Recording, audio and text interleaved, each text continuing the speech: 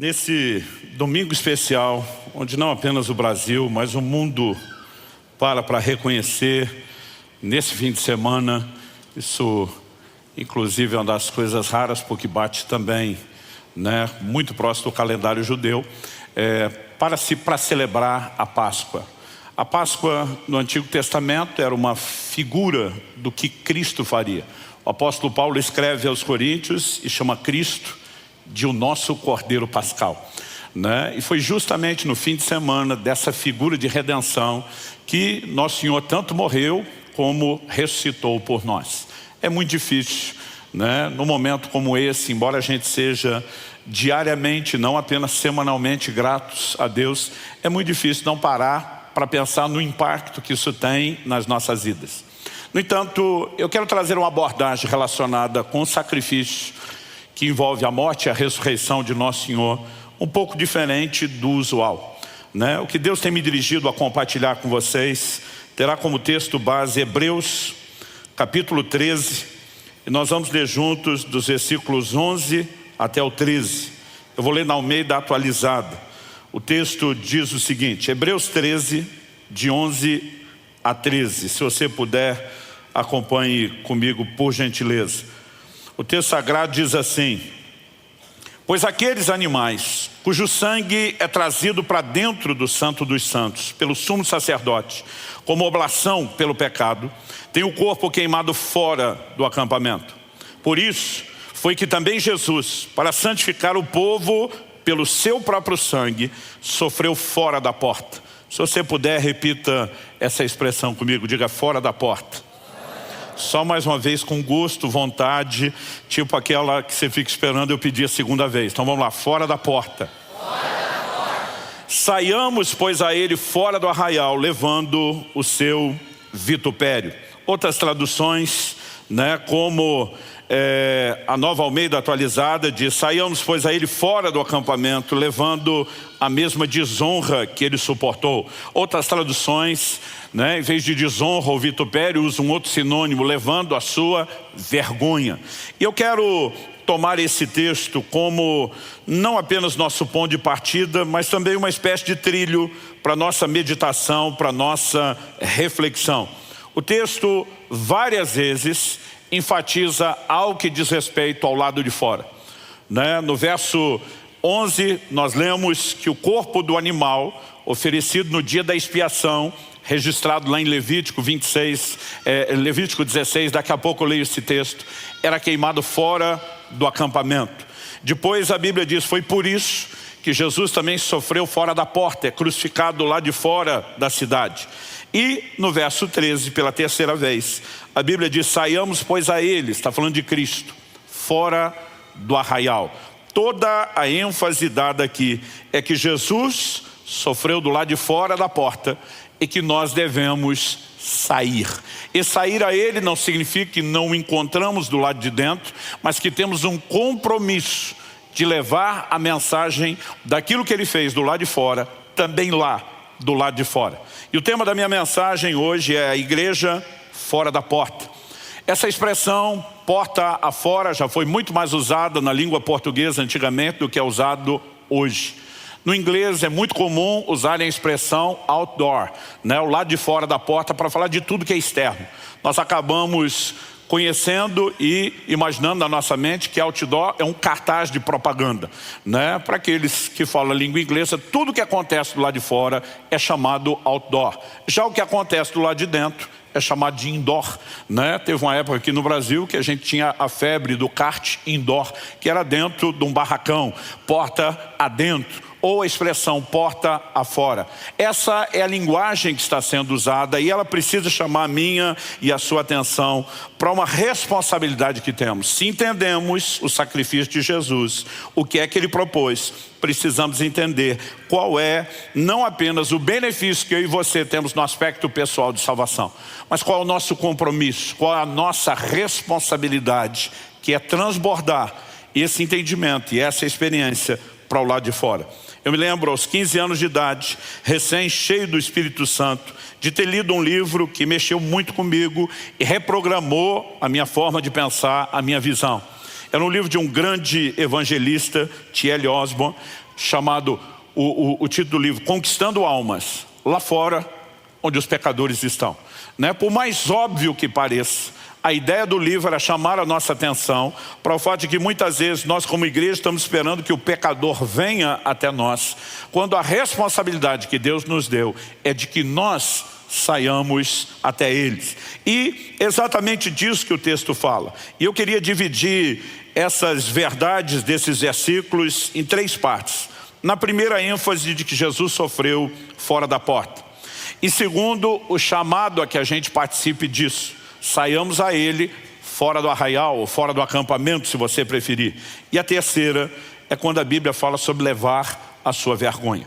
E com esses 3 tópicos eu quero tentar te ajudar a entender o quadro de uma forma um pouquinho mais completa. Então, a tipologia bíblica apresentada, quando diz que aqueles animais cujo sangue é trazido para dentro do Santo dos Santos, o verso 11, pelo sumo sacerdote, como oferta pelo pecado. Isso aqui é uma citação de Levítico 16, versos 27 e 28.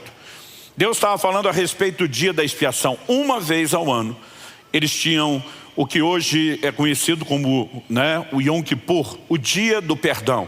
Era o dia da expiação. E Levítico 16, 27 e 28 diz assim: mas o novilho e o bode da oferta pelo pecado, cujo sangue foi trazido para fazer expiação no santuário, serão levados para fora do arraial. O couro, a carne e o excremento deles serão queimados. E aquele que queimar lavará suas roupas, banhará seu corpo em água e depois entrará no arraial. É essa figura que o autor de Hebreus toma. Aliás, todo o livro de Hebreus vai apresentando de forma figurada as verdades da nova aliança, interpretada a partir do que ele chama de parábolas do Antigo Testamento, de alegorias. Nós precisamos entender que na perspectiva bíblica, na teologia nós chamamos isso de convergência bíblica. Na perspectiva bíblica, tudo converge na pessoa de Jesus. Aliás, Paulo, escrevendo, afirma que Deus faria convergir nele, em Cristo, todas as coisas. O próprio Jesus diz em João 5,39, examinais as Escrituras, porque julgais ter nelas a vida eterna. Ele diz, e são elas que testificam a respeito de mim. Eu amo a maneira como a simbologia bíblica é apresentada. Como dissemos anteriormente, Cristo é chamado de o Cordeiro Pascal. Agora, o que nós precisamos entender é que a ênfase aqui não é apenas o sacrifício. A ênfase de Hebreus 13, de 11 a 13, é onde o sacrifício aconteceu, do lado de fora. E essa expressão nos apresenta uma mensagem que diz respeito a entender a importância de não nos fecharmos como igreja apenas em nós mesmos. E não temos apenas os olhos voltados para o lado de dentro, mas também para o lado de fora. De entendermos a importância de que há edificação do lado de dentro, porta dentro, mas de que há uma missão a ser cumprida do lado de fora, porta fora. Aliás, a gente tem dito sempre que a nossa missão, quando falamos em termos de ministério, de exercício, do serviço, da perspectiva bíblica de serviço, ela tem 3 direções. Aqui a gente fala sobre ministrar ao Senhor, tudo aquilo que é o ministério direto a Deus, oração, adoração, ministrar aos santos, tudo aquilo que diz respeito à edificação, fortalecimento e crescimento, mas também ministrar ao mundo. E nós precisamos entender que não se trata de escolher um ou outro, não se trata de dizer esse é mais importante, porque nenhum desses aspectos, eles são concorrentes, nem divergentes, eles são complementares.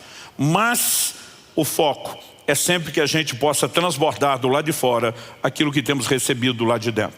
E a Bíblia vai mexendo nesse assunto, eu diria de forma recorrente, porque Deus sabe do perigo da nossa empolgação com a presença, com a glória que nós temos do lado de dentro, a ponto de nos esquecer as necessidades que existem do lado de fora.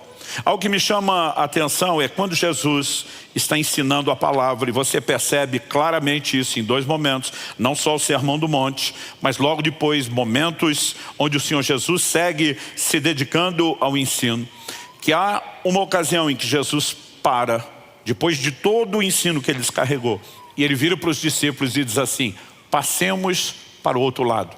E agora eles vão mudar da margem do lago. Era um lago tão grande que era chamado de Mar da Galileia. E quando ele simplesmente interrompe o ensino e leva os discípulos para outra margem, o que é que nós vemos que vai acontecer do lado de lá? Nós temos pessoas necessitados que precisavam ser atendidos. Nós temos um endemoniado como aquele gadareno precisando ser liberto. E para mim Jesus está falando claramente de dois aspectos que são importantes. Ele diz: vocês precisam de ensino, vocês precisam de instrução, vocês precisam receber o depósito da palavra, vocês têm que estar sentados aos meus pés.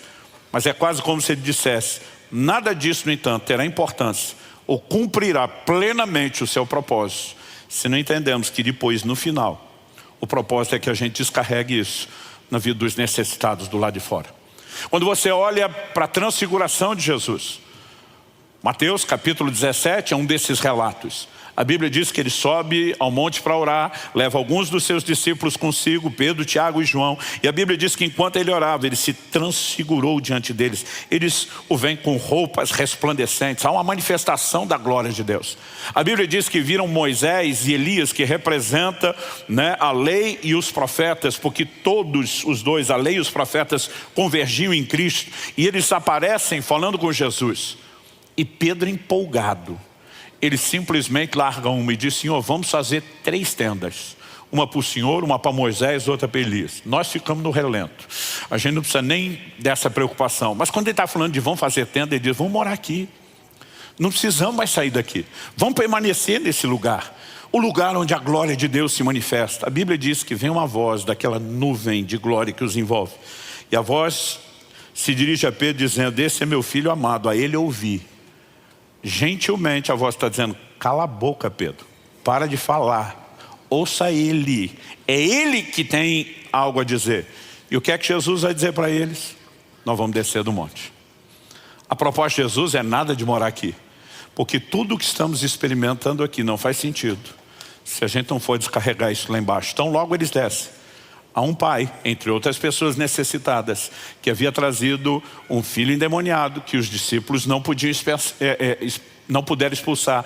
E Jesus chega exatamente no timing correto, na hora certa de resolver o problema. O que esses textos estão nos comunicando? Que eu e você não podemos viver uma empolgação gigantesca com aquilo que temos do lado de dentro e esquecer a importância de descarregar isso do lado de fora. Evangelho de João, no capítulo 4, Jesus está ministrando uma mulher junto ao poço de Jacó, em Sicar, Samaria. E a Bíblia diz que os discípulos chegam e interrompem Jesus. Diz: Senhor, tem que comer. Eles foram à cidade para buscar comida. Eles estão preocupados com outras coisas. Jesus responde: a minha comida é fazer a vontade daquele que me enviou. Em outras palavras, Jesus está dizendo: enquanto vocês estão dando mais importância a outra coisa, eu entendi algo que é mais importante do que o que vocês acham que é. Vocês estão focados apenas nas próprias necessidades, de forma egoísta. Ele diz: eu estou aqui para tocar e suprir a necessidade de outros. É logo depois dessa lição que Jesus, em João 4,35, diz para os discípulos: levantem os olhos e vejam os campos, pois estão brancos. Outras traduções dizem maduros para a colheita. Interessante, se você olhar a frase inteira, Jesus vai falar assim: vocês não dizem que ainda faltam 4 meses até a colheita? Em outras palavras, no natural não tinha campo branco nenhum, porque só estaria desse jeito 4 meses depois. Mas Jesus pega uma figura e diz: esquece agora o natural. Olha além do próprio umbigo. Começa a enxergar a necessidade. Tem gente pronta para ser colhida. A maior parte do tempo, a ênfase bíblica é que eu e você precisamos deixar de olhar apenas para o umbigo, deixar de olhar apenas para o lado de dentro e enxergar a necessidade daqueles que estão do lado de fora. Porque essa dificuldade parece ser um comportamento repetitivo desde o início da história da igreja. Em Atos, no capítulo 1, no verso 8, Jesus fala a respeito de qual era o propósito do derramar do Espírito Santo. Ele diz: recebereis poder ao descer sobre vós o Espírito Santo e sereis minhas testemunhas. Para que ser cheio do Espírito Santo? Não é apenas para que a gente o desfrute, mas é porque Ele nos capacita a cumprir o propósito de ser testemunha. Aonde? Do lado de fora. Ele diz: vocês vão ser minhas testemunhas em Jerusalém, Judeia, Samaria e até os confins da terra. Aí o Espírito Santo é derramado no dia de Pentecostes. Eles até testemunham em Jerusalém, mas ninguém arreda o pé de lá. Ninguém vai a lugar nenhum. O avivamento vem com força para Jerusalém. Outras pessoas estão vindo para Jerusalém, mas os discípulos não estão saindo. E eu costumo dizer que tem um contraste entre Atos 1:8 e Atos 8:1. E não é apenas a mudança da ordem de que número dita o capítulo e qual dita o versículo. É o que vai acontecer. Atos capítulo 8, no verso 1, nos fala a respeito de uma grande perseguição que se levanta contra a igreja. O texto diz assim: naquele dia teve início uma grande perseguição contra a igreja em Jerusalém. Aí a Bíblia diz assim, todos. Nós estamos falando de uma igreja de milhares de pessoas. E a Bíblia diz todos, exceto os apóstolos. No primeiro dia em que Pedro prega, no dia de Pentecostes, a Bíblia diz cerca de 3.000 se converteram. Logo depois a Bíblia vai dizer, elevou-se o número dos discípulos a cerca de 5.000. A essa altura nós já não sabemos quantos milhares, mas Atos capítulo 6 diz que a igreja seguia se multiplicando. Então temos multiplicação em cima dos primeiros números mencionados. E de repente a Bíblia apresenta a ideia de que todos esses milhares e milhares de crentes, exceto os apóstolos, que era um grupo pequeno, foram dispersos pelas regiões da Judéia e Samaria. Por que eles foram dispersos? Versículo 4 diz assim, enquanto isso, os que foram dispersos iam por toda parte pregando a palavra. Foram dispersos porque todo mundo fugiu da perseguição. Basicamente, imagino Deus olhando do céu, dizendo, eu dei a missão, orientei o que era para fazer, enchi vocês do Espírito Santo, capacitei, e vocês não vão por bem. Vou espalhar vocês na marra. Se não vão por bem, vão pelo outro tipo de bem que vocês interpretam como mal. Deus tem um foco e uma missão redentora para toda a humanidade. Ele nos deu a honra e o privilégio de ser parte disso. E Ele está dizendo, eu dou a vocês a direção, estabeleço o trilho, oriento qual a missão, eu capacito vocês. Mas se vocês ainda assim se empolgarem, achando que o avivamento é só para vocês, eu espalho vocês de alguma outra forma. Basicamente o que a gente vê é a mesma empolgação de Pedro no Monte da Transfiguração. Eles estão curtindo o mover de Deus, a glória, aquele ambiente, mas não saíram cumprir a missão. Interessante que entre esses que fugiram da perseguição está Filipe. Filipe chega em Samaria, prega o evangelho, temos um avivamento, mas até então o que Filipe fez foi missão acidental. Não tem nada intencional, não tem nada planejado. Mas no meio desse mover tremendo, de repente a Bíblia diz no verso 26, que um anjo do Senhor aparece para Filipe e diz, vaza, some daqui, deixa o lugar do avivamento. Imagino a missão que está sendo apresentada para ele como algo bem confuso, porque o Senhor disse para ele, vai para aquela estrada, para aquele caminho que está deserto. O que significa que está deserto? Tem ninguém. Larga esse mover todo, esse monte de gente sendo salva, curada, liberta, batizado nas águas, cheio do Espírito Santo, e vai para o lugar que não tem ninguém. Como nada do que Deus diz é sem propósito, Filipe obedece. E quando ele obedece, chega lá, daqui a pouco tem um viajante passando. A Bíblia fala de um eunuco, um etíope, que era um alto oficial da rainha da Etiópia. E ele está passando, e o Espírito Santo se junta a essa carruagem. E porque Filipe estava ali, obedeceu o comando de Deus, ele levou aquele camarada para Jesus. Um homem. Deus mandou ele abandonar a cidade em avivamento para alcançar um. A tradição cristã diz que esse um foi o responsável por disseminar e espalhar o evangelho em toda a Etiópia. Uma nação inteira foi tocada e alcançada. Nós precisamos entender que muitas vezes na empolgação com aquilo que Deus está fazendo, nós perdemos o foco da missão. E o tempo todo, eu e você estamos sendo chamados a entender que assim como Jesus sofreu fora da porta, nós temos uma missão. Qual é a missão? A segunda parte que eu quero destacar, que é um desdobramento, uma expansão da primeira, é que a Bíblia diz assim, saiamos a Ele fora do acampamento, fora do arraial. O que é o saiamos a Ele? Não significa que Jesus está pendurado na cruz do lado de fora até hoje. Embora numa perspectiva prática, precisamos entender que quando Paulo diz, estou crucificado com Cristo, ele não está falando de algo literal, mas ele obviamente está pegando aquela realidade, algo que aconteceu, que em termos históricos, na cronologia já ficou no passado, e ele trata como ainda está lá. E a Bíblia está dizendo que eu e você temos que sair a Ele. Não é um sair para experimentar os benefícios. É sair para se unir a Ele nessa missão de vamos alcançar os que estão do lado de fora. Porque se permanecemos apenas do lado de dentro, não alcançaremos os que estão do lado de fora. Aliás, o texto diz, saiamos a Ele levando a sua vergonha. Daqui a pouco eu vou explicar melhor isso. Mas o levar a sua vergonha é participar com Ele daquilo que Ele começou. É levar a cabo a obra que Ele iniciou. A palavra de Deus diz que, o próprio Jesus diz isso aos seus discípulos, a palavra de Deus registra que eu e você somos luz do mundo. Mas algumas vezes a gente passa a acreditar que a gente é luz da igreja. E a gente quer ficar aceso, escondido do lado de dentro, em vez de estar brilhando do lado de fora. Jesus disse que nós somos o sal da terra. E às vezes a gente imagina que tem que ser o sal da igreja. Mas ele diz não. É para ser, como disse alguém, sal fora do saleiro. Então, muitas vezes eu percebo uma mentalidade errada e deficiente que nós temos de confundir aspectos da santificação com a nossa missão. Eu, por exemplo, sou parte de uma geração que quando as pessoas se convertiam, a primeira coisa que a gente fazia era arrancá-la de todo o relacionamento com os amigos e os familiares que não eram crentes. Porque a gente dizia, você tem que se separar, você tem que ser santo. E a gente dizia, a palavra eclésia, que é a expressão no grego traduzida como igreja, significa os chamados para fora. Então sai do meio dessa turma, se isola. De fato a palavra eclésia é uma combinação, um jogo de palavras que significa chamar para fora. Mas era usada para falar de qualquer assembleia, de qualquer ajuntamento, onde as pessoas recebiam a convocação para sair das suas casas e se reunir para discutir algo em conjunto. Agora isso não significa, na perspectiva bíblica, sob hipótese nenhuma, que a gente se isola, que a gente desconecta-se das pessoas.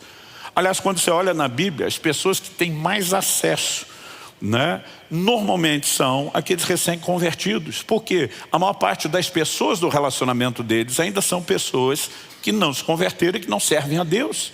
E muitas vezes nós tiramos essa pessoa para dizer que nós precisamos fortalecê-la, que ela tem que ser edificada, para depois de muito tempo, quando a gente diz agora está maduro, a gente tentar mandá-la de volta para aquele lugar como missionário, depois que ela perdeu toda a conexão com as pessoas. Pastor, a Bíblia não fala de separar? Sim, a Bíblia fala de separar não do convívio com incrédulos. A Bíblia fala a respeito de separar-se do que a Escritura chama de falsos irmãos. Em 1 Coríntios, no capítulo 5, a partir do verso 9, o apóstolo Paulo diz assim, interessante, que ele está falando aqui do contexto da Páscoa. Ele chama no versículo 7, Jesus de o nosso Cordeiro Pascal. No 8 ele fala de celebrar a festa. A festa da Páscoa era acompanhada de uma semana, 7 dias de celebração, do que era uma festa complementar, chamada Festa dos Pães Asmos. Todo o fermento era tirado. O fermento é a figura do pecado. Então Paulo diz no verso 8, por isso celebremos a festa, não com o velho fermento, nem com o fermento do mal e da maldade, mas com o pão sem fermento, o pão da sinceridade e da verdade. Ele está falando que a festa da Páscoa se celebra com uma vida de santificação, honrando Jesus e o sacrifício pelos pecados. Aí ele emenda o raciocínio e diz assim, na outra carta, já escrevi a vocês que não se associassem com os impuros. Verso 9 de 1 Coríntios 5. Agora no 10 ele explica, refiro-me com isso, não propriamente aos impuros desse mundo, aos avarentos, ladrões ou idólatras, pois nesse caso vocês teriam de sair do mundo. Verso 11, mas agora escrevo a vocês que não se associem com alguém que, dizendo-se irmão, for devasso, avarento ou idólatra, maldizente, bêbado ou ladrão, nem mesmo comam com alguém assim. Em outras palavras, Paulo está dizendo, eu nunca orientei vocês a cortar relacionamento com um incrédulo, com um ímpio. Ele está dizendo, eu orientei vocês a cortar relacionamento com aquele que dizendo-se irmão, que alegando conversão nunca mudou de vida. Com aquela pessoa que não se deixa ser influenciada pelo evangelho, mas com um estilo de vida pecaminoso está tentando influenciar vocês, os crentes, com quem se relacionam. A questão que nós precisamos entender, que está sendo abordada aqui, ela tem mais a ver com influência. Em Lucas 7, versos 33 e 34, Jesus é chamado de amigo dos pecadores. Ele nunca esteve distante dos pecadores. Ele foi atacado e criticado por isso. É interessante que vários textos enfatizam essa verdade. Por exemplo, Lucas 5, 30 e 31, diz assim, os fariseus e seus escribas murmuravam contra os discípulos de Jesus, perguntando, por que vocês comem e bebem com os publicanos e pecadores? Jesus tomou a palavra e disse, os sãos não precisam de médico, e sim os doentes. Não vim chamar justos, e sim pecadores ao arrependimento. Em Lucas capítulo 15, verso 1 e 2, a Bíblia diz assim, aproximavam-se de Jesus todos os publicanos e pecadores para o ouvir. Os fariseus e os escribas murmuravam dizendo, esse recebe pecadores e come com eles. Era gente tão, entre aspas, tão santa, que não tinha conexão nenhuma com aqueles que precisavam de arrependimento. O ponto que nós precisamos entender é influência. Jesus está no meio dos pecadores, está influenciando eles com o evangelho? Sim, essa conexão tem que ser usada.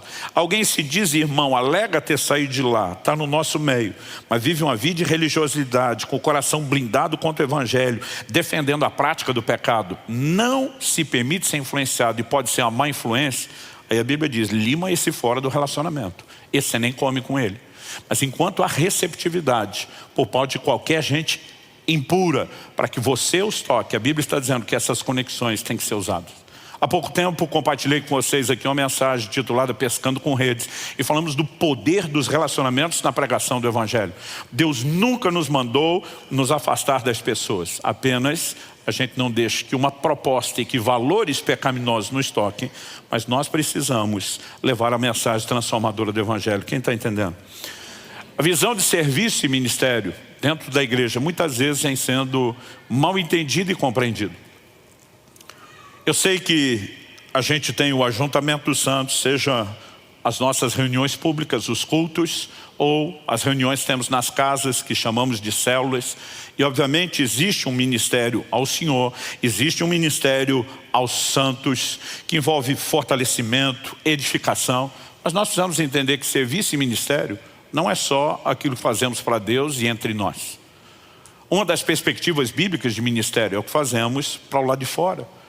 Então eu louvo a Deus por esse exército que nós temos, desde voluntários que ajudam em todas as áreas de funcionamento dos nossos cultos e reuniões, áreas, que muitas vezes as pessoas nem param para perceber a importância e o valor que tem. Esse exército de gente nós temos trabalhando naquilo que alguns vão dizer, não, isso aqui é mais espiritual, como louvor e adoração, os líderes de célula, o cuidado que a gente tem com as pessoas por meio aí, não só dos líderes, dos supervisores, coordenadores, como eu disse, é um verdadeiro exército. Mas apesar de tudo isso ser importante, a gente ser muito grato por tudo que faz, nós precisamos entender que isso não define a nossa missão. Isso é apenas uma parte dela. Porque a outra parte diz respeito ao que nós vamos fazer do lado de fora, ao que acontece no dia a dia, não nos cultos. A sua capacidade de poder levar o evangelho a gente que talvez não pisaria aqui se não enxergasse em você o diferencial da luz de Cristo sendo resplandecida. De vez em quando a gente recebe gente já vem convertida, consolidada na fé, com aquela visão de serviço. E uma das primeiras perguntas, eu já respondi isso para muita gente aqui. Pastor, o que eu posso fazer para ajudar? Como que eu posso servir? Eu digo, olha, o que eu mais espero de você é que você ganhe almas e ajude a cuidar delas. Porque muitas vezes as pessoas estão pensando só no que pode ser feito lá de dentro. A gente tem isso, mas a gente também tem aquilo que precisa acontecer do lado de fora. E Deus vai levantar pessoas que nunca estarão, por exemplo, no ministério em tempo integral. Mas isso não significa que elas não tenham ministério. Outro dia uma pessoa falou, não, eu não tenho ministério. Eu falei, todo mundo tem ministério. A palavra ministério é serviço. Todo mundo tem que servir. A questão é como é esse serviço. Quando você olha, por exemplo, um José fazendo diferença no Egito, mas lá na corte e não dentro de um templo e dentro de um culto, você vai entender que aquilo é uma missão. Quando você vê um Daniel fazendo diferença dentro da corte, como um funcionário público de alto escalão, você precisa entender que aquilo é parte da missão. O seu trabalho é o seu campo missionário. Aliás, eu gosto quando no livro de Joel Deus está dizendo, suscitai os valentes, proclamem uma guerra santa. Ele está chamando o seu povo. Aí diz assim, façam espadas e lanças das vossas relhas e podadeiras. Deus não está só dizendo que aqueles que não tinham armas iriam improvisar, mas Ele está dizendo suas ferramentas de trabalho serão suas armas no reino. O lugar onde Deus te insere na sociedade é onde você pode fazer diferença.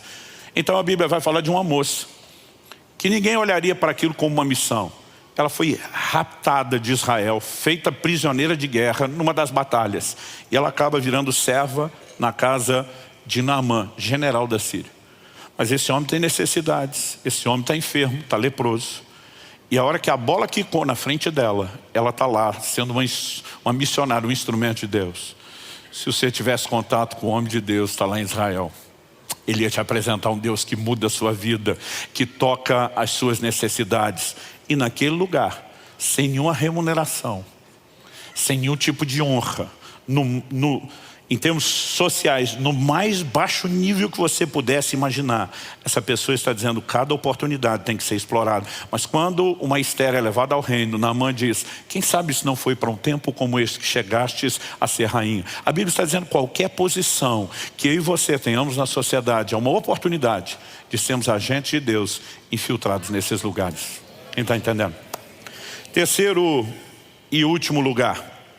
A Bíblia fala não apenas que Jesus sofreu fora da porta, fala não só que temos que sair a Ele fora do acampamento ou do arraial, mas também diz que nós temos que levar a sua vergonha, seu vitupério, sua desonra. O que significa isso? A própria crucificação era uma grande vergonha e desonra, porque quem era crucificado? Os criminosos. Eram pessoas que haviam sido condenadas à morte pelos seus crimes. E quando Jesus é tratado dessa forma, ele obviamente está sendo humilhado, desonrado e envergonhado. É lógico que ele está sofrendo o que eu e você deveríamos sofrer pelos nossos pecados, mas é inegável que o que ele passa envolve esse lugar de vergonha. Se você pensa numa sociedade moderna, onde as pessoas passaram a ter um estilo de vida de usar muito pouca roupa, você não consegue entender a vergonha que era para a época. Alguém ia à cruz tão despido como ia. Então há várias perspectivas para dizer que o que Cristo passou foi uma grande vergonha. Mas acho interessante que o autor de Hebreus, pelo Espírito Santo, está dizendo, nós temos que sair a Ele para levar a sua vergonha, carregar conosco a sua vergonha. Do que a Bíblia está falando?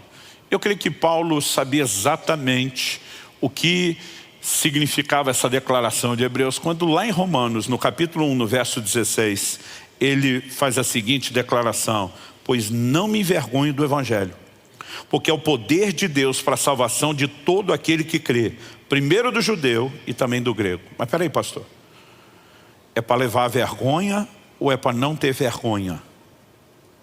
A Bíblia não se contradiz. Quando a Bíblia diz que nós temos que sair aí levando a sua vergonha, é como os outros nos tratam. Para eles isso é vergonha, para nós isso é honra. Cristo foi envergonhado na perspectiva dos outros. Quando ele se dispõe a fazer isso por mim e por você, ele está dizendo, isso é uma honra e um privilégio, é parte de uma missão redentora. Quem está entendendo? À medida que entendemos e compreendemos essas verdades, nós precisamos saber que Deus está dizendo que nós temos que levar vergonha, porque muitas vezes é a mentalidade que teremos. Por que tantos crentes não compartilham a sua fé? Gente, eu durante muito tempo, eu fui parte do SSC, para quem não sabe, é o Serviço Secreto Cristão. É aquele crente com uma identidade tão secreta, que às vezes nem ele sabe o que ele é. De tão secreto, é secreto até para ele. Eu morria de vergonha. Por quê? Eu me lembro de uma época onde o Evangelho não tinha a popularidade de hoje. O que às vezes, se por um lado me empolga, por outro me assusta. Porque eu me lembro de quando saía para ir para a igreja. E a gente tinha, a caminhada que para nós adolescentes era da vergonha, não com isso você pensou, mas era sair de casa ao ponto de ônibus com a família no domingo para ir para a igreja. Eu muitas vezes já sabia que os amigos iam começar a gozação. Eu botava a Bíblia para dentro da calça, cobria com a camisa do lado de fora, para que eles não vissem eu com Bíblia, mas não tinha jeito. Papai saía vestido de crente, com a Bíblia debaixo do braço, desfilando com a família, eles sabiam que era hora de ir para o culto. Aí começava alguns a dizer, Pai de Deus, irmão, Pai do Senhor, ô Bíblia, glória a Deus, aleluia, ora por mim. E era toda aquela provocação. Eu não sabia onde enfiar a cara, eu morria de vergonha. Eu me lembro quando na pré-adolescência, um dia alguém na escola descobriu que eu era crente. Eu fiquei apavorado, porque tipo assim, acabou meu segredo. Agora vão começar a gozação toda. E eu fiz questão de explicar, não, mas eu não sou da igreja de fulano. Fulano era da igreja assim, daquela do regime talibã. Só a boca, tentando dizer, o nosso é um pouquinho melhor. Não é tipo assim, não me zoe tanto como vocês zoariam ele. Até que aos 15 anos de idade eu fui cheio do Espírito Santo. E é aqui que tudo muda. É por isso que Jesus diz, recebereis poder ao descer sobre vós o Espírito Santo, sereis testemunhas. Sabe o que ele está dizendo? Eu não quero ninguém lá tentando falar de mim com vergonha. Eu quero gente que dê a cara a tapa, eu quero gente que saia com ousadia, eu quero gente que encare o que vier, qualquer zombação, qualquer escárnio, qualquer provocação e até mesmo perseguição. Porque ele sabia que a gente não seria necessariamente bem recepcionado. Jesus, quando envia os seus discípulos, ele diz, ei, presta atenção. O discípulo não é maior do que o mestre. Ele disse, se me chamaram de Beelzebu, que era o maioral dos demônios, traduzindo, Jesus está dizendo, se me esculhambaram, vão esculhambar vocês. Em outras palavras, eu e você não temos o direito de ter uma expectativa de que a gente não vai receber provocação, afronta, xingamento, perseguição, zombaria, sermos ignorados. Mas a Bíblia está dizendo que nossa missão é levar a sua vergonha. É isso que eles pensam de nós, é assim que vão nos tratar. Nós vamos enfrentar. Em Hebreus, no capítulo 11, no verso 26, falando de Moisés, a Bíblia diz assim, ele entendeu que ser desprezado por causa de Cristo era uma riqueza maior do que os tesouros do Egito, porque contemplava a recompensa. Eu acho interessante essa declaração, porque quando você olha para a história de Moisés, não existe a revelação de Cristo, nada disso com clareza. A Bíblia só está dizendo que ele simplesmente se recusou ser chamado, de filho da filha de Faraó. Está no verso 24. O 25 diz que ele preferiu ser maltratado com o povo de Deus a usufruir prazeres transitórios do pecado. Aí no verso 26 diz, ele entendeu que ser desprezado por causa de Cristo era uma riqueza maior do que os tesouros do Egito. Aqui a Bíblia está apresentando uma figura de que o posicionamento dele de dizer, eu abro mão do palácio, da glória, do reconhecimento, para ser um defensor do meu povo, para participar do projeto redentivo de Deus para com o seu povo. É uma figura daquilo que eu e você precisamos carregar. Muitas vezes nós ficamos pensando que vale a pena se proteger, se poupar, não ser exposto. A Bíblia diz, a maior riqueza que ele podia ter não era os tesouros, usufruir dos tesouros do Egito. Era enfrentar a vergonha que ele poderia passar por causa de Cristo. Mas a Bíblia diz assim, porque contemplava a recompensa. Mais do que apenas participar do que Jesus está fazendo, eu e você precisamos entender que a grande honra é a recompensa, seja a salvação dessas pessoas, por quem poderemos ser humilhados, ou o próprio galardão que teremos, além da alma salva delas. Tudo isso é parte de um combo que justifica o que eu e você podemos passar ou enfrentar. Mas o diferencial é quando somos cheios do Espírito. Para encerrar, logo depois da ressurreição de Jesus, ainda naquele glorioso fim de semana onde Deus mudaria para sempre a história de toda a humanidade, João 20, verso 19, diz que os discípulos de Jesus estavam trancados por medo dos judeus. Trancado significa não só porta fechada, janelas fechadas, eles estão trancados. Mas a Bíblia nos mostra como Jesus aparece no meio deles. Aliás, no relato de João, nós temos a conversa de Jesus com Tomé, dizendo aí, você quer tocar, você quer apalpar, eu estou aqui. Mas Marcos 16 nos dá uma perspectiva de por que Jesus apareceu para eles. Marcos 16, versos 9 e 10 diz assim, havendo Jesus ressuscitado de manhã cedo, no primeiro dia da semana, apareceu primeiro a Maria Madalena, da qual tinha expulsado 7 demônios. Partindo ela, foi anunciá-lo aqueles que, tendo sido companheiros de Jesus, estavam tristes e choravam, lá naquela sala onde eles estão trancados com medo de judeus. Versos 14 a 16, a Bíblia diz assim, finalmente, Jesus apareceu aos 11, quando estavam à mesa. Censurou-lhes a incredulidade, a dureza de coração, porque não deram crédito aos que o tinham visto já ressuscitado. Ele aparece para dizer, era para vocês ter acreditado e esperado que o que eu falei se cumprisse. Mas ele não está ali apenas para dizer, eu ressuscitei. Ele está ali para destacar o propósito da ressurreição. Então o texto diz que nesse momento, verso 15 e 16, e disse-lhes, vão por todo o mundo, preguem o evangelho a toda criatura. Quem crer e for batizado será salvo. Quem, porém, não crer será condenado. Que ele está dizendo, minha missão para vocês está do lado de fora da porta e não aqui dentro. Eu me lembro de uma igreja onde preguei anos atrás, já ministrei algumas vezes lá, mas me chamou a atenção, quando preguei lá, estava no início da igreja aqui em Curitiba, porque no portão, na hora da saída, tinha uma mensagem que só via quem está do lado de dentro saindo, quem entra não vê.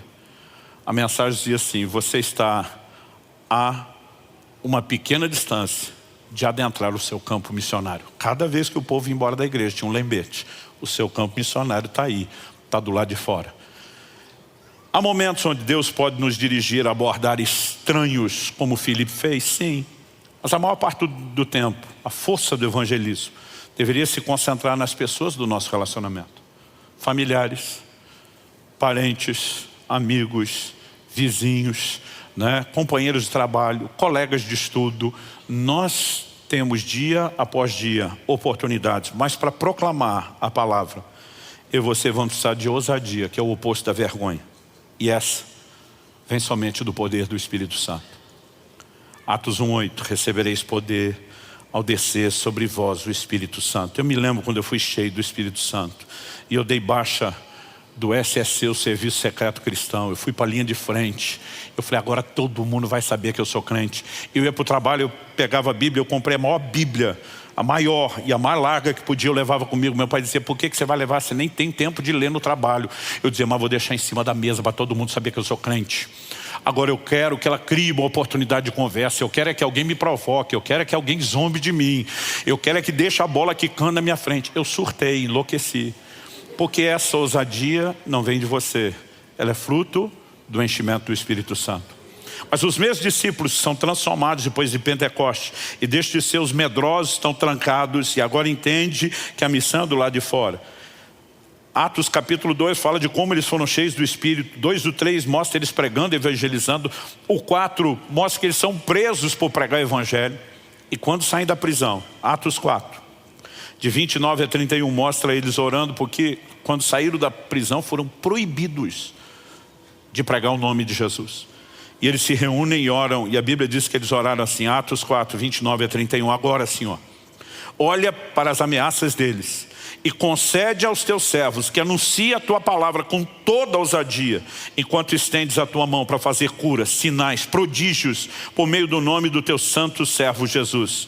Tendo eles orado, tremeu o lugar onde estavam reunidos e todos ficaram cheios do Espírito Santo e com ousadia anunciavam a palavra de Deus. Enchimento do Espírito na vida do crente tem que ser ato contínuo. Não é uma experiência para você dizer, lá no passado, há tanto tempo, o Senhor disse aos 15 anos, sim, começou. Mas eu descobri com Atos 4, que eu e você temos que dar manutenção nesse enchimento. Em Efésios, no capítulo 5, no verso 18, a Bíblia diz, não vos embriagueis com vinho no qual há dissolução, mas enchei-vos do Espírito. A conjugação dessa palavra, desse verbo, enchei-vos, no original grego, de acordo com os estudiosos, ela está no tempo contínuo. Nós não temos um equivalente na língua portuguesa. O que nós temos chega perto, é parecido, é o gerúndio. Então quando a gente diz fulano está andando, você sabe que aquela atividade está em execução. Quando diz Luciano está pregando, você sabe que ele está fazendo isso naquele momento. Não quer dizer que estava fazendo antes e não tem garantia de que continuará a fazer depois. Mas no grego eles têm um tempo contínuo. Se fosse traduzido ao pé da letra, era mais ou menos o seguinte, encha-se, continue a se encher e não pare nunca de se encher do Espírito Santo. Então dia alguém falou, pastor, por que a gente tem que continuar se enchendo? Eu falei, porque a gente tem vazamento. Se não tivesse vazamento, não tinha necessidade de se encher. Muitas vezes vazamos pela nossa carnalidade. Muitas vezes vazamos descarregando virtude nos outros, como Jesus fez com as pessoas. Mas nós precisamos desse enchimento. E é manter o enchimento ativo que mantém a ousadia de ser a testemunha, de levar sua vergonha do lado de fora funcionando. Mas o que Atos 2, o dia de Pentecostes, tem em comum com Atos 4? Atos 1,14, antes do derramado do Espírito, diz que eles perseveravam unânimes em oração. Atos 4, quando são novamente cheios do Espírito, a Bíblia diz que eles se reúnem mais uma vez unânimes, estão orando, buscando a Deus. O enchimento do Espírito Santo não é uma espécie de download automático e espontâneo. Ele precisa ser causado, ele precisa ser provocado. E aí você precisamos entender a importância de entrar em Deus e nesse lugar da oração. Não apenas orar de uma forma geral por tudo, não apenas orar pelas nossas necessidades, mas orar para que Ele cumpra a sua promessa de nos encher do Espírito, de nos fazer testemunhas. Eles oravam especificamente, permita que a gente anuncie a Tua palavra com toda ousadia. E você precisamos orar pelas pessoas pelas quais temos a responsabilidade de testemunhar. Precisamos orar para que Deus nos dê todas as ferramentas e possamos cumprir a nossa missão com recursos sobrenaturais. Paulo pede oração aos Efésios, diz: orai por mim, irmãos, para que me seja dada a palavra e que no abrir da minha boca eu faça como convém fazer. Existe muita oração específica, mas é nesse ambiente de rendição ao Senhor que o enchimento do Espírito vem e a ousadia transborda. Deus me deu o privilégio de caminhar perto de muita gente doida, logo no início do desenvolvimento da vida cristã. Eu lembro de uma reunião de oração que nós tínhamos toda semana, e quando estávamos orando, sempre, só naquele dia da semana, o telefone tocava sem parar, a gente atendia, era sempre engano. Um dia que estava no nosso meio desses doidos falou: eu resolvo esse problema. Ele falou assim: Satanás quer atrapalhar a nossa reunião, porque o dono da casa diz que nunca tem engano, só tem no dia e no horário da reunião de oração. Ele diz: deixa comigo, quem atende sou eu. Eu fiquei com medo de que ele fosse ser mal criado. Daqui a pouco o telefone toca, ele atende, ele diz: não é aqui. Não, senhor, não foi engano. A divina providência fez com que seu telefonema caísse aqui, para que você ouvisse a respeito de Jesus. E depois dele pregar para os 3 primeiros enganos, nunca mais o telefone tocou. Eu ficava pensando, existe uma forma diferente de lidar com as situações.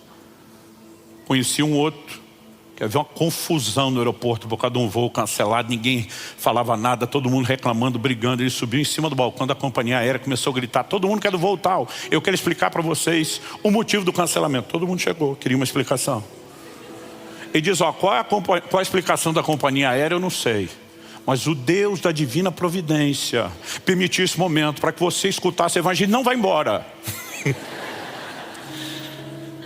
Comecei a andar perto de uma turma doida, que orava com a turma na rua. E sabe, não adianta você tentar imitar, porque você vai descobrir que alguma coisa dentro de você te trava, menos que você tem o recurso sobrenatural da ousadia. E quando a gente é alimentado por esse poder que provém daquele lugar de oração, tudo muda. Esse domingo especial de Páscoa, lembrando que Paulo diz em 2 Coríntios 5,14, o amor de Cristo nos constrange. E diz, julgando nós isso: um morreu por todos, logo todos morreram. E os que agora vivem, porque ele morreu por nós, não podem mais viver para si. Uma das nossas grandes respostas de gratidão a ele não é só dizer obrigado, não é apenas cantar em adoração, é dizer: eis-me aqui, envia-me a mim. É dizer: eu vou levar a sua vergonha lá fora, eu vou me unir ao Senhor, eu vou ser parte dessa sua missão extraordinária, desse plano redentor de salvar o globo, para que toda criatura possa ouvir o evangelho. Você recebe essa palavra? Feche seus olhos por um instante. Senhor, eu oro por cada um dos meus irmãos e irmãs nesse lugar, e por aqueles que nos acompanham à distância, seja a transmissão ao vivo ou posteriormente ao assistirem essa mensagem gravada. Eu oro que o teu Espírito nos permita, mais do que alinhar a nossa mente com a doutrina bíblica, que coloca a igreja do lado de fora da porta para cumprir sua missão de maneira completa. Eu oro que o Senhor traga despertamento. Eu oro que o Senhor fortaleça pelo teu Espírito, o Espírito da verdade, a consciência dessas verdades da tua palavra em nós. Eu oro que sejamos provocados a esse lugar e ambiente de oração e rendição, onde somos cheios do Espírito, onde recebemos os recursos sobrenaturais, que nos ajudam a entender não apenas que Cristo sofreu fora da porta, mas que nós também temos que sair a Ele fora do acampamento e levar a sua vergonha. Eu oro e clamo em nome de Jesus, que o Senhor nos leve a um lugar de entendimento e resposta, onde possamos, como nunca antes, viver plenamente o cumprimento dessa missão. Nós oramos em nome de Jesus. Em nome de Jesus. Se você crê e concorda, diga amém. Nós vamos passar ao ministério da palavra. Eu tenho certeza que Deus quer falar ao seu coração. Eu quero convidar você a abrir sua Bíblia, por gentileza, em Romanos, no capítulo 12. Nós vamos ler juntos dos versos 17 a 21. Romanos 12, de 17 a 21. O texto diz assim: não paguem a ninguém mal por mal. Procurem fazer o bem diante de todos. Se possível, no que depender de vocês, vivam em paz com todas as pessoas. Meus amados, não façam justiça com as próprias mãos, mas deem lugar à ira de Deus. Pois está escrito: a mim pertence a vingança, eu é que retribuirei, diz o Senhor. Façam o contrário. Se o seu inimigo tiver fome, dele de comer. Se tiver sede, dele de beber. Porque fazendo isso, você amontoará brasas vivas sobre a cabeça dele. Não se deixe vencer pelo mal, mas vença o mal com o bem. Meu Deus, suplicamos o favor do alto, a ajuda e o auxílio do Teu Espírito Santo, para que possamos compreender a Tua palavra, não apenas no nível da mente e da razão, mas no íntimo do coração, por revelação, pela ação do Teu Espírito Santo, que pedimos, traga aquela aplicação pessoal que só o Senhor pode fazer. Que a Tua palavra possa gerar não apenas fé, que ela gere correspondência, que ela de fato produza em nós crescimento. E nós desde já Te agradecemos pela certeza do que o Senhor fará em nome de Jesus. Amém. Bom, eu me sinto dirigido por Deus a compartilhar essa verdade com vocês hoje, fundamentada aqui em Romanos 12. No verso 17, nós vemos a declaração: não paguem a ninguém mal por mal. A versão atualizada de Almeida diz: não torneis a ninguém mal por mal. Outras traduções, como a NVI, diz: não retribuam. Essa palavra tanto fala de devolver, numa espécie de reciprocidade, mutualidade, como também era usada para falar de pagamento. São todas possíveis traduções. Mas o verso 17, ele apenas nos orienta a respeito do que fazer. O verso 21, ele na verdade trabalha conosco o motivo. Ele arremata dizendo: não se deixe vencer pelo mal, mas vença o mal com o bem. Não devolver o mal que nos faz, pelo contrário, né? O verso 18 diz: no que depender de vocês, vivam em paz com todas as pessoas. Nós precisamos entender que Deus tem nos chamado a fazer o bem, como diz o ditado, não importa quem. Mesmo quem de alguma forma nos fere, mesmo quem nos maltrata, mesmo quem nos persegue. Mas repito, é importante entender não só aquilo que somos direcionados a fazer. O verso 17 diz: procurem fazer o bem diante de todos. Ou seja, não há seletividade na hora de fazer o bem. Agora, o verso 21, repito, ele diz respeito ao motivo. Para que o mal não triunfe, nós precisamos vencê-lo por meio do bem. O apóstolo Paulo, usado por Deus para escrever essas palavras, ele podia falar muito bem a respeito do assunto, com muita propriedade, pelo menos em duas perspectivas.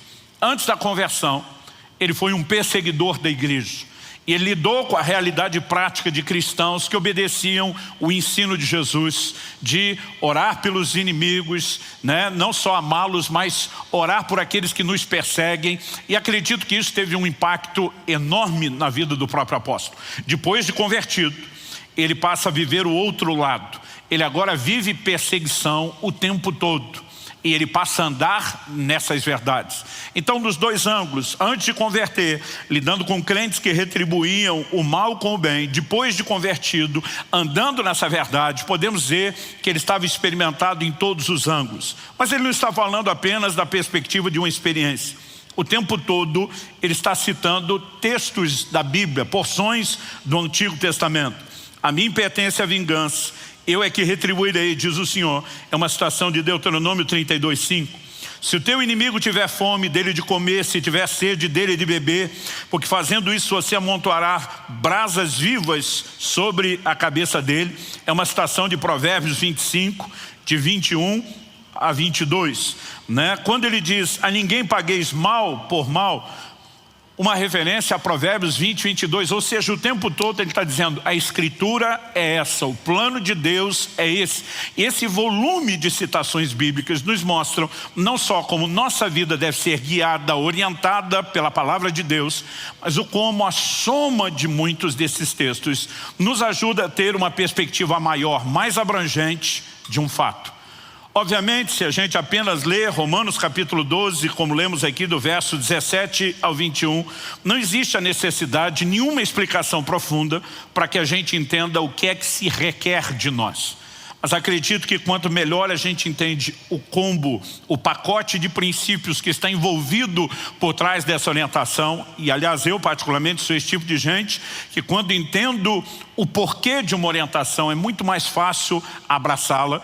Eu acredito que à medida que a gente consegue ver um pouquinho mais do que está presente, talvez o nosso coração consiga entender que há mais benefícios do que normalmente nós temos imaginado ou concluído quando decidimos andar na orientação de Deus. Embora o verso 17 está falando sobre não pagar mal em troca do mal, o verso 21, como eu disse, que tem mais a ver com a motivação, usa a expressão não se deixe vencer pelo mal, mas vença o mal com o bem. O tema da minha mensagem hoje é vencendo o mal com o bem. E eu quero te chamar a um entendimento que possa te ajudar numa ação prática de como se conduzir de maneira a expressar bem o Evangelho. Não devolver o mal com o mal, simplesmente dizer eu não retribuo o mal que me fizeram, é apenas uma atitude passiva. Pagar o mal com o bem é uma atitude ativa. Muitas vezes a gente apenas pensa que devemos evitar fazer o que é errado. Mas a Bíblia não nos ensina somente a evitar fazer o que é errado, como também nos ensina de forma intencional a fazer aquilo que é correto. Por exemplo, em Mateus 7, 1 e 2, Jesus diz, não julgueis para que vocês não sejam julgados, não condeneis para que não sejam condenados. Aqui ele está falando do que de errado nós não podemos fazer. Mas depois em Mateus 7, 12, ele diz, fazei aos outros o que quereis que vos faça. Ou seja, eu não apenas me guardo de fazer o mal que eu não quero receber, mas eu decido praticar o bem que eu espero que me seja feito, independente de como agiram para conosco. Nós precisamos entender que andamos baseados, fundamentados em princípios, não apenas de forma reativa. Infelizmente, a maioria das pessoas, às vezes muitos cristãos, estão apenas respondendo, reagindo à forma como lhes tratam. E o ensino bíblico, para mim e para você, é diferente. É mais do que você vencer a ofensa, é ir além do perdão, é dizer eu retribuo o mal com o bem. Eu me lembro de uma ocasião, há um tempo atrás, essa é uma frase que já repeti muito nos últimos anos, mas de uma pessoa que me aborda indignado. Ela me viu falando bem publicamente de uma pessoa que ela sabia, que eu sabia, que a pessoa estava falando mal de mim publicamente. E ela falou assim, eu não entendo você sabe que o fulano te detona e você está falando bem dele. Eu falei, o que fulano faz revela quem ele é, o que eu faço revela quem eu sou. Se eu simplesmente jogo o mesmo jogo, eu estou deixando que ele me rebaixe a um nível diferente das Escrituras. Deus não nos chamou para sermos reativos ao comportamento das pessoas. Deus nos chamou para espelhar o caráter dele e o comportamento que ele mesmo tem. A Bíblia diz que ele nos amou quando éramos seus inimigos. Ele nos fez o bem por meio de Cristo quando éramos seus inimigos. E ele estabeleceu qual o padrão, qual o princípio no qual eu e você devemos andar. Quem está entendendo, diga amém. Para que a gente possa olhar para esse texto, que por si já é, eu diria, autoexplicativo, eu gostaria de seguir a lógica que o próprio apóstolo Paulo aplica, citando muitos textos do Antigo Testamento, para que a gente consiga enxergar melhor, de um modo mais abrangente, o princípio. Eu gostaria de falar de outros textos bíblicos que ilustram de uma maneira muito prática o que Paulo está dizendo. Nós temos pelo menos 2 exemplos no Velho Testamento de gente que deu de comer e deu de beber para outras pessoas que lhe tinham feito mal. Em todas essas 2 ilustrações, nós temos uma orientação prática. Uma delas acontece com Isaac, filho de Abraão. A outra acontece com o profeta Eliseu. Eu gostaria que a gente pudesse avaliar esses 2 textos. Depois de avaliar esses 2 exemplos, essas 2 lições práticas, eu queria que a gente terminasse explorando algo que o próprio Jesus, no Sermão do Monte, ensinou. E acredito que com isso, a gente consiga ter uma perspectiva um pouquinho maior e ampliada do volume de princípios que está por trás daquilo que é exigido de mim e de você, não sugerido, mas que é exigido de mim e de você, do nosso comportamento enquanto cristãos. Então, em primeiro lugar, eu quero falar dessa lição de Isaac. Se você puder, me acompanhe em Gênesis, no capítulo 26. Nós vamos primeiro ler dos versículos 12 a 17. Depois de ler do 12 ao 17, nós vamos ler do 27 ao 32. Gênesis capítulo 26, de 12 a 17. O texto diz assim: Isaac semeou naquela terra e no mesmo ano recolheu 100 por um, porque o Senhor o abençoava. Ele enriqueceu, continuou prosperando, ficou riquíssimo. Tinha ovelhas e bois e grande número de servos, de maneira que os filisteus tinham inveja dele. E por isso lhe entulharam todos os poços que os servos de seu pai haviam cavado nos dias de Abraão, enchendo-os de terra. Abimeleque disse a Isaac: saia de nossa terra, porque você já é muito mais poderoso do que nós. Então Isaac saiu dali e se acampou no vale de Gerar, onde ficou morando. Em primeiro lugar, esses 5 versículos que lemos fala de como quando Isaac, filho de Abraão, está em Gerar, ele prospera debaixo da graça, do favor de Deus. Se você olhar os versos anteriores, a Bíblia diz que havia uma fome, havia uma crise. Mas a Bíblia diz que naquele ano de fome, de crise, quando todo mundo está feio na fita, ele colheu 100 vezes mais. E a Bíblia dá um motivo: porque o Senhor o abençoava. Quantos querem ser abençoados por Deus? Bom, junto com a bênção de Deus vem um preço. Qual o preço? A Bíblia diz que os que não estavam sendo abençoados por Deus ficaram com inveja dele. E movidos de inveja, né? E a inveja é um sentimento que quando você não está vivendo é difícil de entendê-lo. Se você está vivendo, ele parece totalmente justificável. Você fica imaginando por que alguém quer fazer o mal a outra pessoa por inveja, né? Por exemplo, a Bíblia diz que Caim matou Abel por inveja. O que é que Abel fez para Caim? Nada. Mas de alguma forma, aquele contraste a observar o comportamento era de alguma forma lido como uma ofensa. Muitas vezes a gente fica tentando, né, compreender quando alguém sente inveja, qual o motivo daquela hostilidade. Mas se eu e você somos tomados pelo sentimento de alguma forma, parece que ele é totalmente justificável.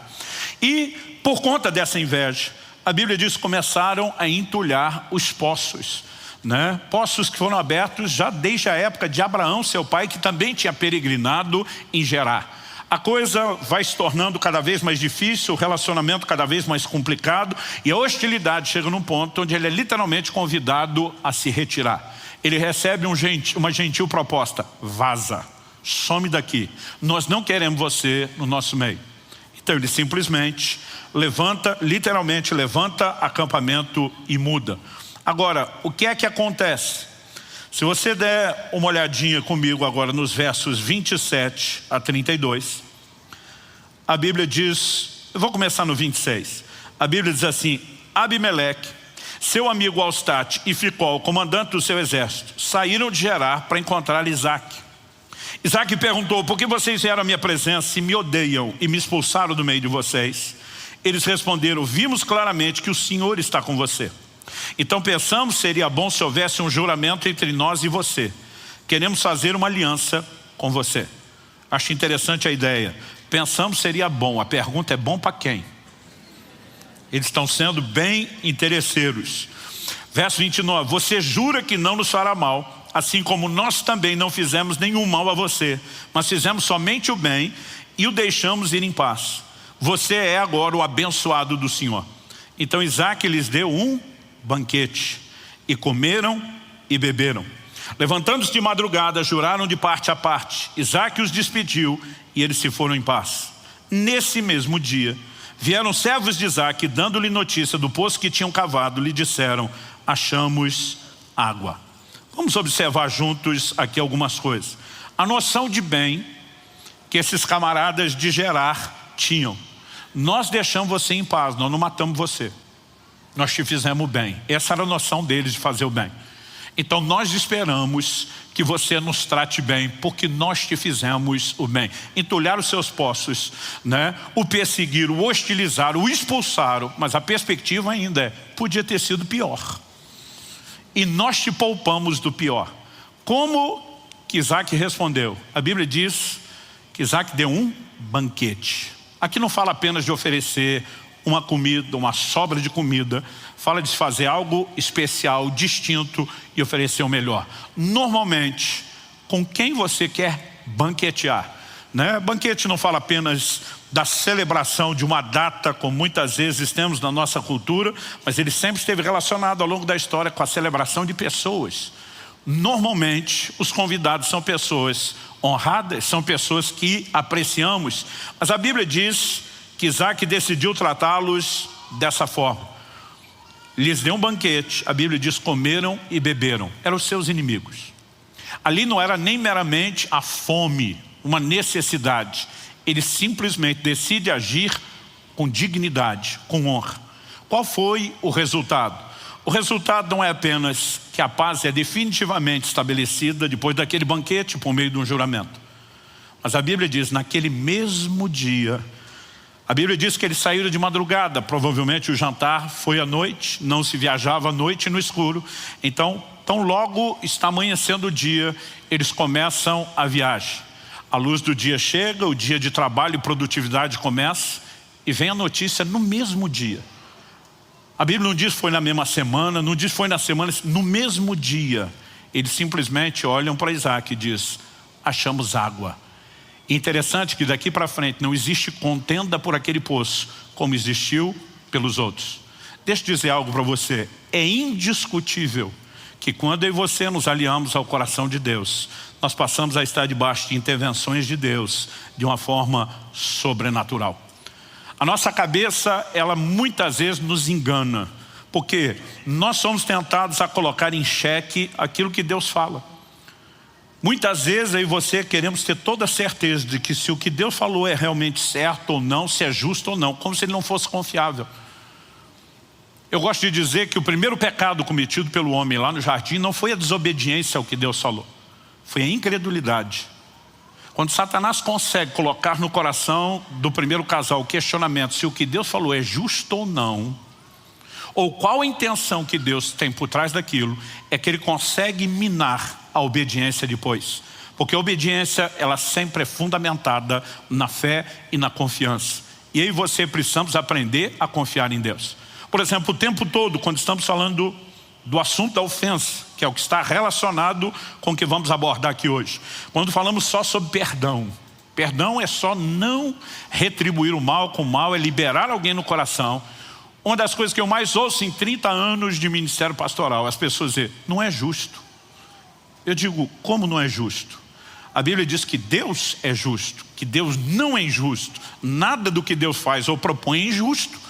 É uma extensão do que Ele é. Deus oferece perdão. Deus nos pede para perdoar como Ele. Como pode ser injusto? Porque nós somos traídos pelo quê? Pelas emoções.